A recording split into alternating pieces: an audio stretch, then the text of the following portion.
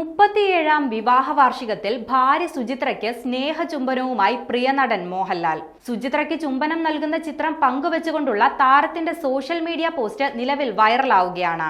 എന്നും നിന്നോട് കടപ്പെട്ടിരിക്കുന്നു, എന്നും നിന്റേത് എന്നാണ് മോഹൻലാൽ ഈ പോസ്റ്റിൽ കുറിച്ചിരിക്കുന്നത്. പോസ്റ്റിന് താഴെ നിരവധി ആരാധകരാണ് ഇരുവർക്കും വിവാഹ വാർഷിക ആശംസകൾ നേർന്നിരിക്കുന്നത്.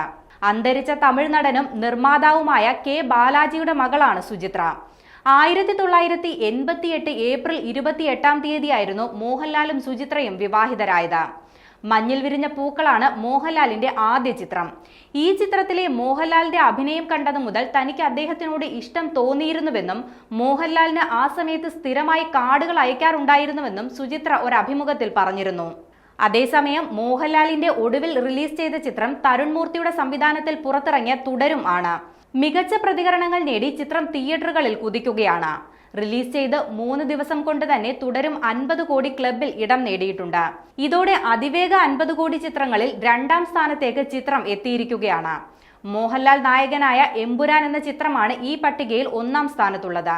ജനപ്രീതി കണക്കിലെടുക്കുമ്പോൾ വരും ദിവസങ്ങളിൽ സിനിമയുടെ കളക്ഷൻ കുത്തനെ ഉയരാനാണ് സാധ്യത. ഫാമിലി ഡ്രാമ സ്വഭാവത്തിൽ ഒരുക്കിയിരിക്കുന്ന തുടരും എന്ന സിനിമയിൽ ഒരു സാധാരണ ടാക്സി ഡ്രൈവറുടെ വേഷത്തിലാണ് മോഹൻലാൽ എത്തിയത്. മലയാളികളുടെ പ്രിയപ്പെട്ട ജോഡികളായ മോഹൻലാൽ ശോഭന കോംബോ വർഷങ്ങൾക്ക് ശേഷം വീണ്ടും വെള്ളിത്തിരയിൽ എത്തിയെന്ന പ്രത്യേകതയും ഈ ചിത്രത്തിനുണ്ട്.